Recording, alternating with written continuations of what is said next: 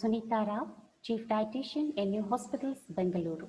Today I'll be talking about the management of phosphorus in chronic kidney disease. Now, in chronic kidney disease, there are various aspects that you will have to manage when it comes to diet, and phosphorus is one of them. Phosphorus is actually a mineral that is present in our bones along with calcium, and it is required for healthy bones and teeth.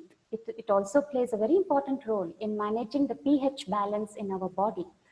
And it is a part of the hormone production that helps in creating or metabolizing the energy in our body. So where do we get phosphorus from? A normal nutritious diet has a lot of phosphorus as it is found naturally in most of the foods that we eat. However, in CKD, as the kidney functions are compromised, the excess phosphorus does not get eliminated in the urine, and slowly the blood phosphorus levels can increase. This is called hyperphosphatemia. And hyperphosphatemia can worsen as CKD advances. Now, in a normal healthy person, the phosphorus levels in the blood are generally between 2.5 to 4.5 mg per deciliter. Whereas in CKD, in stages 3 and 4 of CKD, it is okay to have 2.7 to 4.6 mg for deciliter. Stages 5 and in dialysis patients, it is okay to have anywhere between 3.5 to 5.5 mg per deciliter as per the National Kidney Foundation guidelines. However, anything beyond this can be dangerous.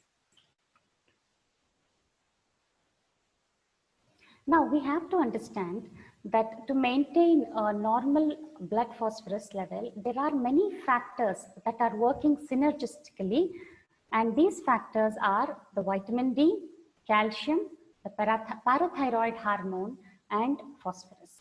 So all these four work together in synchrony to maintain the phosphorus level in the blood. But in CKD, this delicate balance is disturbed.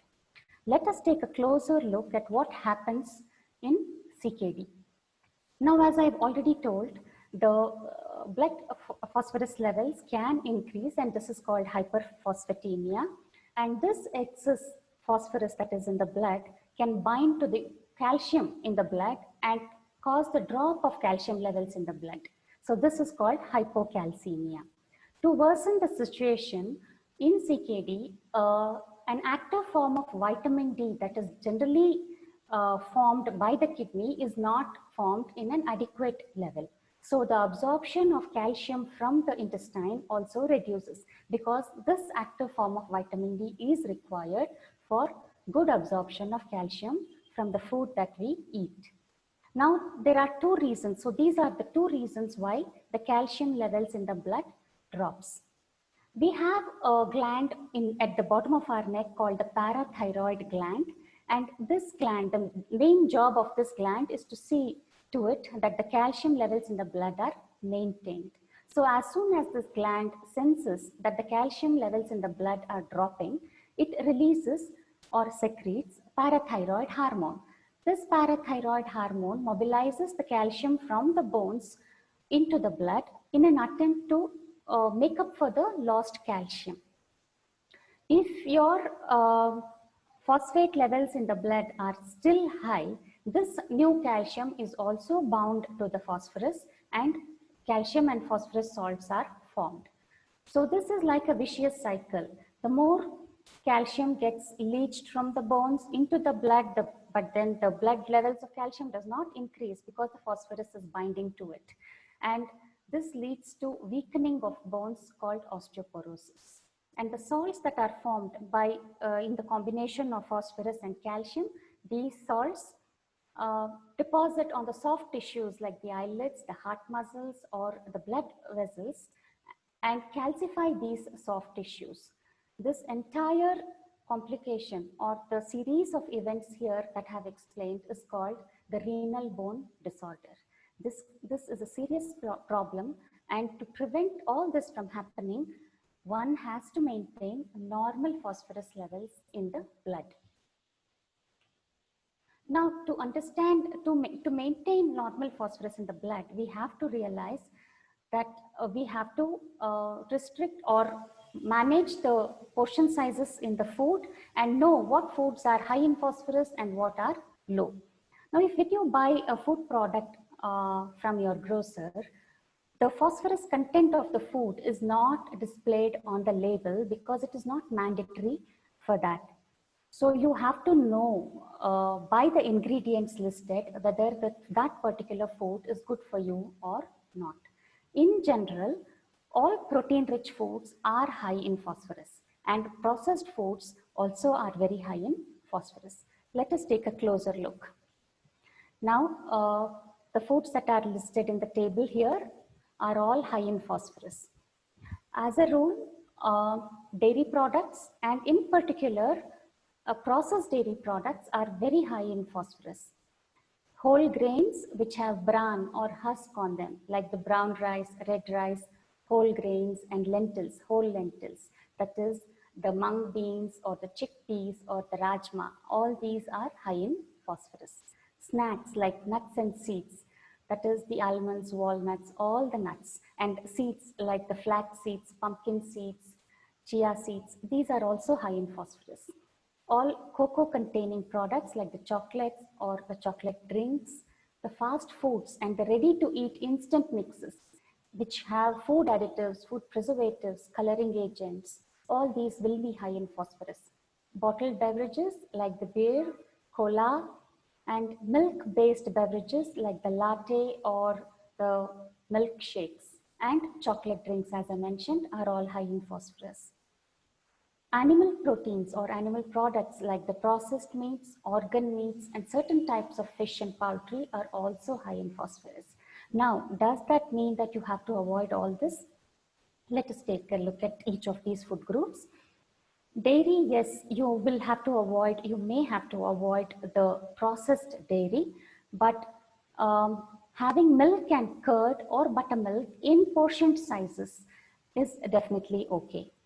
And grains, you can have dehusked or refined grains to decrease the amount of phosphorus. And when it comes to animal proteins, portion sizes are very important. Now, in all these categories, there is clearly one category that you will have to avoid, and those are the processed foods.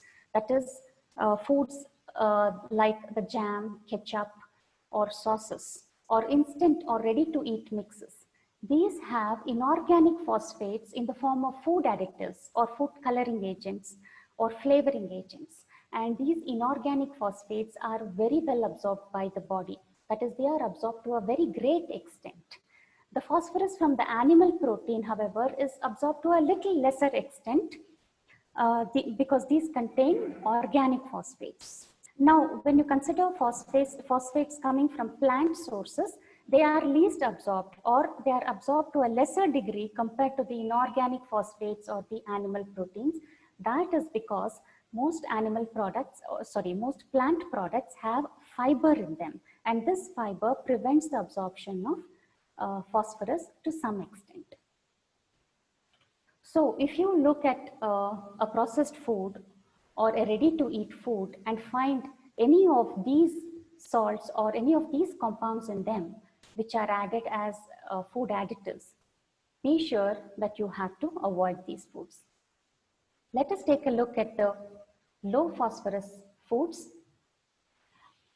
Low fat milk and low fat yogurt in advised portions should be okay.